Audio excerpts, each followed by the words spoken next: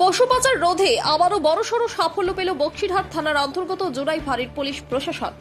গোপন সূত্রে প্রাপ্ত তথ্যের ভিত্তিতে বুধবার সকালে ভাঙ্গাপাকড়ি এলাকায় অভিযান চালিয়ে বিহার থেকে আসাম অবৈধভাবে পাচারের উদ্দেশ্যে নিয়ে যাওয়া 34টি মহিষ সহ এই 4 নম্বরের গাড়ি আটক করে গ্রেফতার গাড়ি চালক।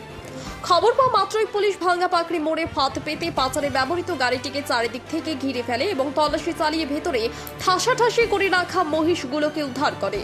পুলিশের এই দ্রুত বিচক্ষণতায় পাচারকারীদের সমস্ত ছক বানচাল হয়ে যায় এবং উদ্ধার হওয়া 34টি মহিষকে সুরক্ষিতভাবে জোড়াই পুলিশ ক্যাম্পে নিয়ে যাওয়া হয়েছে।